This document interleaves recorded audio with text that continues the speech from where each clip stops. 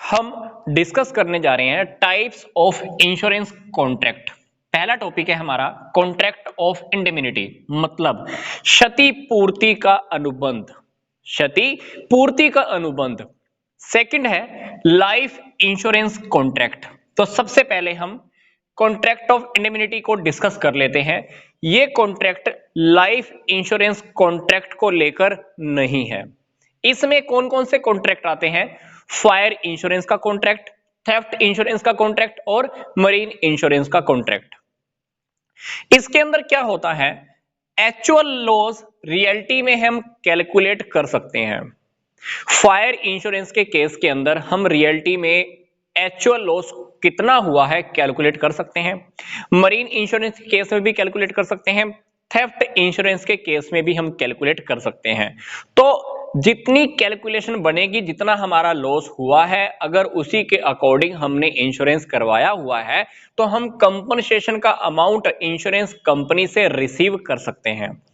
इस कॉन्ट्रैक्ट के अंदर क्या होता है, इन्वेस्टमेंट नहीं होती, सिर्फ सिक्योरिटी फीचर होता है, सेफ्टी फीचर होता है। मतलब जो हम इंश्योरेंस का अमाउंट पे करते हैं वो हमको रिटर्न तो नहीं मिलता, पर हमको सेफ्टी जरूर मिल जाती है। इंश्योरेंस करवाने वाला पर्सन क्या करता है, इंश्योरेंस कंपनी को अमाउंट पे करता है। एक कॉन्ट्रैक्ट होता है कि अगर लॉस हो गया तो लॉस की वजह से जो भी पैसा मिलना होगा वो इंश्योरेंस कंपनी से हम रिसीव कर सकते हैं। मतलब मान लीजिए एक पर्सन का घर है जिसकी वैल्यू है 1 लाख, इसने इसका इंश्योरेंस करवा लिया, 2 लाख का इंश्योरेंस करवा लिया मान लो। अब इस मकान का मान लो लॉस हो जाता है, कुछ आग लग जाती है, 50,000 का नुकसान हुआ, तो 50,000 रुपए वो पर्सन इंश्योरेंस कंपनी से रिसीव कर सकता है। अब इसने इंश्योरेंस करवाया था मान लो 2 साल का, 2 लाख का। 2 साल के बाद इसको अमाउंट वापस नहीं मिलेगा, क्योंकि इंश्योरेंस कंपनी के इस कॉन्ट्रैक्ट्स के अकॉर्डिंग अगर कुछ नुकसान होता है तो नुकसान की भरपाई कर दी जाती है। तो मैं आपको फिर से बता रहा हूं, ये टॉपिक मैंने आपको काफी बार पहले भी बताया है कि फायर, थेफ्ट और मरीन इंश्योरेंस के केस के अंदर जो हम पैसा लगाते हैं इंश्योरेंस कंपनी को देते हैं वो हमको वापस नहीं मिलता। पर अगर हमें कुछ लॉस हो जाता है, कुछ डैमेज हो जाता है, आग लग जाती है, चोरी हो जाता है या समुद्र में आते जाते कुछ नुकसान हो जाता है तो हमको कंपनसेट मिल जाता है, हमको कंपनसेशन मिल जाता है। हम क्लेम इंश्योरेंस कंपनी पे कर सकते हैं कि हमारा इतने का नुकसान हो गया, वो आपको मिल जाएगा। मतलब इस कॉन्ट्रैक्ट के अकॉर्डिंग हमको केवल पैसा तभी मिलता है जब हमारा नुकसान होता है, अदरवाइज हमको पैसा वापस नहीं दिया जाता। तो सेकंड हमारा टॉपिक है लाइफ इंश्योरेंस का कॉन्ट्रैक्ट। इस कॉन्ट्रैक्ट के अकॉर्डिंग हम जब जब इंश्योरेंस करवाते हैं तो वो इंश्योरेंस का पैसा हमको वापस मिल जाता है। या तो व्यक्ति की मृत्यु हो जाए तो उसको परिवार को मिल जाएगी, या मान लो मैंने 40 साल का इंश्योरेंस करवाया, 40 साल तक मैंने प्रीमियम पे किया, मैं बिल्कुल ठीक ठाक हूं, तो बीमा कंपनी डेफिनेटली मुझे पैसा वापस दे देगी। क्योंकि इस केस के अंदर हम लाइफ की वैल्यू को एस्टिमेशन नहीं कर सकते। इसके अंदर तो क्या है, आग लगने से पहले और आग लगने के बाद भी प्रॉपर्टी की वैल्यू कितनी है पता लगा सकते हैं। पर सोच के देखिए एक इंसान की वैल्यू रुपीज में कितनी है, क्या हम मेजर कर सकते हैं? नहीं कर सकते। इसलिए ये वाला जो कॉन्ट्रैक्ट है ना, this is not a contract of indemnity, ये क्षति पूर्ति का अनुबंध नहीं है, ये लाइफ इंश्योरेंस का कॉन्ट्रैक्ट है। इसलिए इस कॉन्ट्रैक्ट को हम पहले वाला कॉन्ट्रैक्ट नहीं कह सकते, क्योंकि एक इंसान के जीवन को रुपीज के अंदर हम मेजर नहीं कर सकते। एक इंसान अगर मरता है तो उसकी वजह से कितना नुकसान होने वाला है ये भी हम पहले से एस्टिमेशन नहीं लगा सकते, पहले से पता नहीं लगा सकते।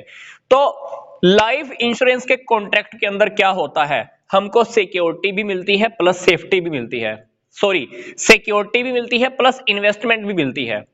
सिक्योरिटी का क्या मतलब है, मान लीजिए व्यक्ति ने इंश्योरेंस करवाया, 40 साल तक इंश्योरेंस प्रीमियम पे करना था, 40 साल तक इंश्योरेंस प्रीमियम पे करने से पहले ही इंश्योरेंस करवाने के ठीक 20 साल के बाद ही उस व्यक्ति की मृत्यु हो जाती है, मतलब 40 साल अभी तक पूरे नहीं हुए, उसकी पहले ही मृत्यु हो जाती है, तो उसके परिवार को क्या पैसा मिल जाएगा, प्लस बोनस अमाउंट भी मिल जाएगा।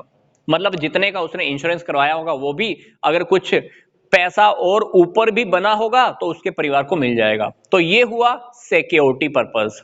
इन्वेस्टमेंट पर्पस की हम बात करें तो मान लीजिए एक पर्सन ने 40 साल तक का प्रीमियम पे करना है, 40 साल तक उसको कुछ नहीं हुआ, इंश्योरेंस की पॉलिसी भी पूरी हो गई, 40 साल तक उसने इंस्टॉलमेंट भी पूरी कर दी, बंदा पर्सन अभी भी जिंदा है, बीमा कंपनी क्या करेगी, उसको पैसा रिटर्न करेगी, प्लस उसके ऊपर जो भी बनेगा बोनस अमाउंट वो भी पे करेगी।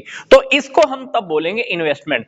मतलब अगर इंसान जिंदा रह जाता है तो वही अमाउंट क्या कहलाएगा, इन्वेस्टमेंट। अगर इंसान मर जाता है तो पैसा किसको मिलेगा, परिवार को, तो वहां पर हम उसी अमाउंट को क्या बोलेंगे, सिक्योरिटी फीचर। तो लाइफ इंश्योरेंस के कॉन्ट्रैक्ट के अंदर सेफ्टी भी होती है, इन्वेस्टमेंट भी होती है। आप मरो या ना मरो आपको पैसा मिल जाएगा, मर गए तो परिवार को, जिंदा रह गए तो आपको खुद को। जबकि इसके अंदर क्या था, लॉस होगा सिर्फ तभी वापस मिलेगा, लॉस के लिए आप क्लेम कर सकते हो। इसमें तो क्या है, आपने इंश्योरेंस की पॉलिसीज पे कर दी, आप अभी भी जीवित हो तो बीमा कंपनी आपको पैसा रिटर्न कर देती है। इसलिए मैं आपको दोनों में डिफरेंस एक और बता देता हूं, इसमें सिर्फ सेफ्टी रहती है, इसमें सेफ्टी भी है, इन्वेस्टमेंट भी है। इसमें क्योंकि पैसा वापस नहीं मिलता, लॉस नहीं हुआ, पैसा वापस नहीं मिलेगा, तो इसको हम इन्वेस्टमेंट नहीं कह सकते, इसको हम इन्वेस्टमेंट डेफिनेटली कह सकते हैं। तो इसमें एग्जैक्ट अमाउंट लॉस का कितना होता है हम फाइंड आउट नहीं कर सकते, इसलिए हम इस वाले कॉन्ट्रैक्ट को पहले वाले कॉन्ट्रैक्ट का नेम नहीं दे सकते। इस पॉलिसीज के अंदर, इस कॉन्ट्रैक्ट के अंदर क्या होता है, जिस पर्सन ने इंश्योरेंस करवाना है वो एक फिक्स्ड प्रीमियम पे करता रहता है, चाहे वो साल में एक बार करे या साल में 2 बार करे, जैसा कॉन्ट्रैक्ट दोनों के बीच में हुआ हो, तो वो इंश्योरेंस की प्रीमियम हम पे करते रहते हैं। तो दोनों वाले कॉन्ट्रैक्ट को अगर हम ध्यान से देखें तो ये है क्षतिपूर्ति का अनुबंध और ये है जीवन का अनुबंध। इसमें सिर्फ सेफ्टी है, लॉस होगा तो आपको पैसा मिल जाएगा, इसमें लॉस हुआ नहीं हुआ, बंदा मरा नहीं मरा, बंदा मर गया तो उसके परिवार को पैसा मिल जाएगा, अगर वो इंसान अभी भी जीवित है तो डेफिनेटली उसको खुद को पैसा मिल जाएगा, परिवार को मिलेगा तो सिक्योरिटी फीचर, खुद को मिल गया तो इन्वेस्टमेंट फीचर। तो ये था हमारा सिंपल सा टॉपिक। अब हम डिस्कस कर लेते हैं कि री इंश्योरेंस और डबल इंश्योरेंस क्या है। तो री इंश्योरेंस सिंपल सा टॉपिक है जिसको हम एक एग्जांपल के थ्रू समझ लेते हैं। मान लीजिए ये एक कंपनी है जो इंश्योरेंस की कंपनी है, इस कंपनी ने क्या किया, एक पर्सन की बिल्डिंग का 10 लाख रुपए का इंश्योरेंस कर दिया। बिल्डिंग का कितने का इंश्योरेंस किया, 10 लाख का। अब इस कंपनी को यह लग रहा है कि मैंने रिस्क कुछ ज्यादा ही ले लिया है, बिल्डिंग को अगर कुछ हुआ 10 लाख रुपए मुझे भरने पड़ जाएंगे, ये रिस्क ज्यादा है, रिस्क मैं फेस नहीं कर पाऊंगी। तो इस इंश्योरेंस कंपनी ने क्या किया, इसी पॉलिसी पर एक दूसरी कंपनी से पॉलिसी ले ली, मतलब इसी पॉलिसी को फिर से इसने इंश्योर्ड करवा लिया, इंश्योरेंस करवा लिया। मान लो एक कंपनी ने इसी पॉलिसी के ऊपर बीमा करा लिया है फिर से 7 लाख रुपए का, जिस डेट को इसकी बिल्डिंग को नुकसान हुआ तो ये कंपनी क्या करेगी, इसको 10 लाख रुपए पे कर देगी, प्लस ये कंपनी क्या करेगी, इस कंपनी से 7 लाख रुपए रिसीव कर लेगी। अब इसी प्रॉपर्टी का दोबारा इंश्योरेंस करवाने से इस कंपनी को फायदा क्या हुआ, 7 लाख रुपए का रिस्क इसका कम हो गया। अगर ये कंपनी इंश्योरेंस दोबारा ना कराती तो क्या होता, इसको अपनी जेब से पैसे भरने होते। मतलब जब हम री इंश्योरेंस करवाते हैं तो उससे हमारा रिस्क कम हो जाता है। अब इन दोनों इंश्योरेंस कंपनीज के बीच में जो कॉन्ट्रैक्ट हुआ था, इन दोनों के कॉन्ट्रैक्ट की वजह से इनके आपस के कॉन्ट्रैक्ट पर कोई प्रभाव नहीं आएगा, क्योंकि मेन इंश्योरेंस किसने करवाया था, इसने। मेन इंश्योरेंस करने वाला कौन है, ये ए कंपनी।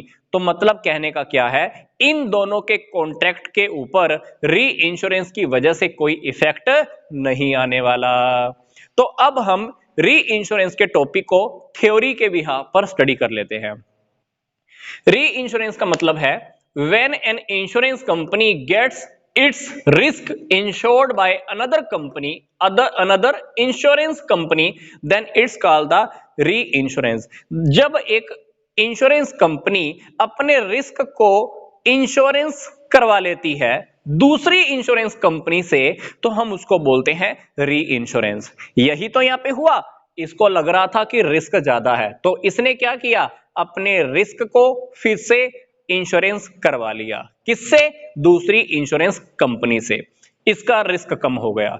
इन दोनों के कॉन्ट्रैक्ट की वजह से, इन दोनों के आपस के कॉन्ट्रैक्ट पे कोई इफेक्ट नहीं आया। यही बात यहां पर लिखी हुई है कि the contract does not effect the contract between the main insured and the insurer.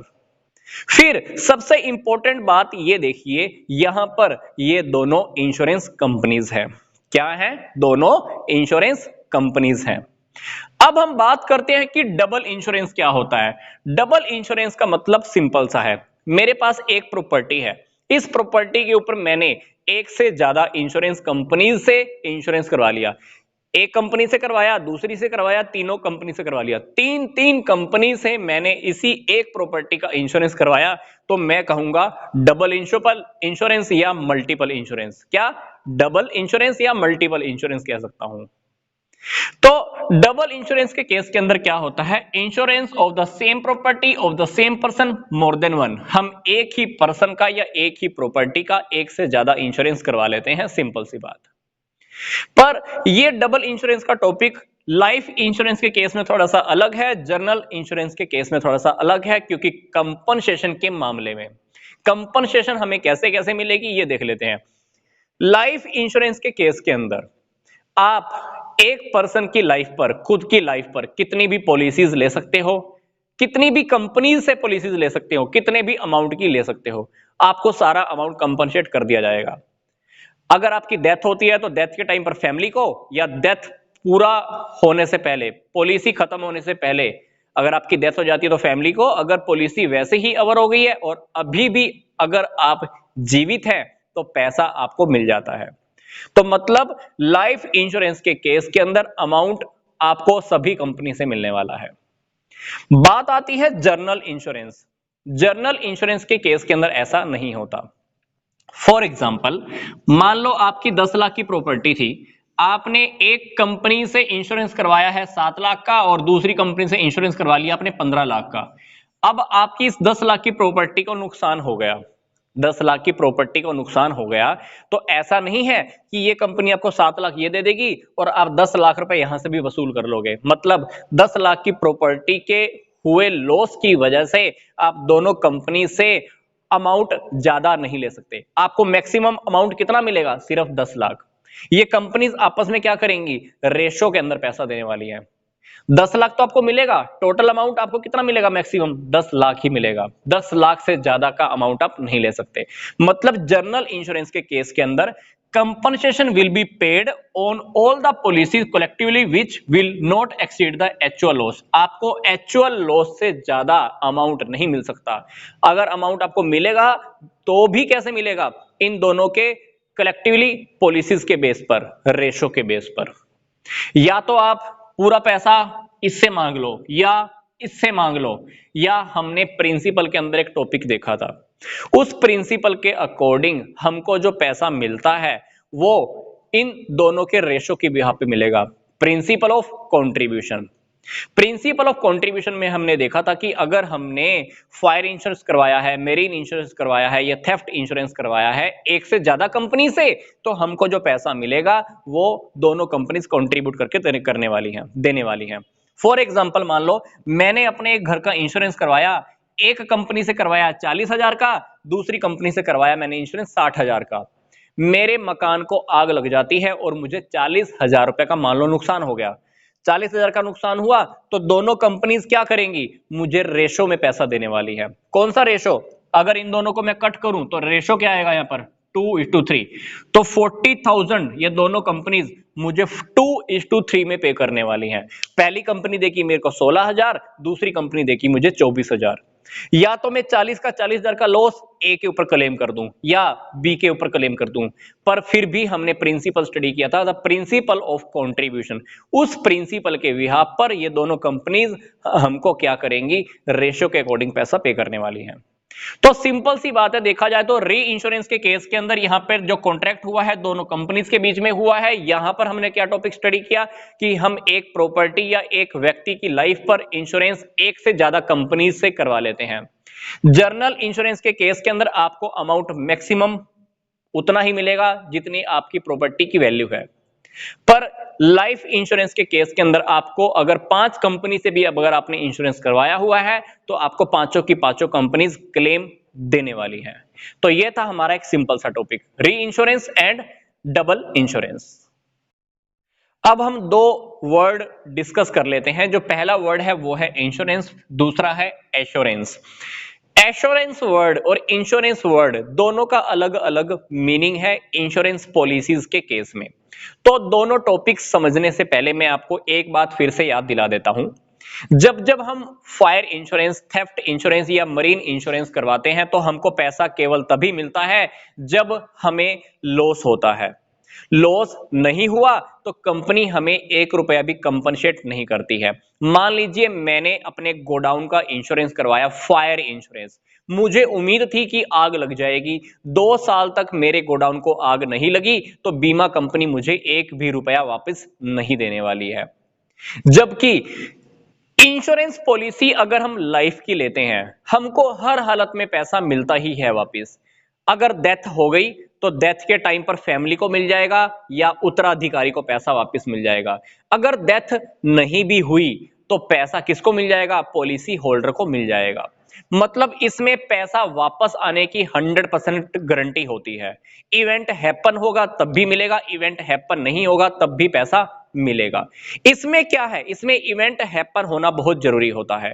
तो डेफिनेटली जो इंश्योरेंस वर्ड है वो कहां पे यूज होता है, इंडेमनिटी पॉलिसीज के अंदर, मतलब फायर, थेफ्ट और मैरीन इंश्योरेंस के अंदर। मतलब company will pay the compensation to the insured only when there is a some loss. वहां पर लॉस का होना बहुत जरूरी है, एक इवेंट घटित होना, घटना का घटित होना बहुत जरूरी है। जबकि एश्योरेंस वर्ड हम यूज करते हैं लाइफ इंश्योरेंस पॉलिसीज के अंदर। इसका मतलब होता है कि जो पॉलिसी होल्डर है उसको एश्योरेंस दिया जाता है कि तुमको पैसा वापस मिलेगा। अगर तुम्हारी डेथ हो गई तो फैमिली को पैसा मिल जाएगा या तुम्हारे उत्तराधिकारी को पैसा मिल जाएगा। अगर तुम जीवित रह गए तो तुमको खुद ये कंपनी पैसा वापस दे देगी। मतलब दोनों वर्ड के अंदर फर्क क्या है, ये वाला वर्ड लाइफ इंश्योरेंस पॉलिसीज के केस में यूज होता है जबकि ये वर्ड फायर, थेफ्ट और मैरीन इंश्योरेंस के केसेस में यूज होता है। तो डेफिनेटली हम देखें तो टॉपिक बहुत इजी है। ये लाइफ इंश्योरेंस पॉलिसीज को लेकर है तो ये फायर, थेफ्ट और मैरीन इंश्योरेंस को लेकर है।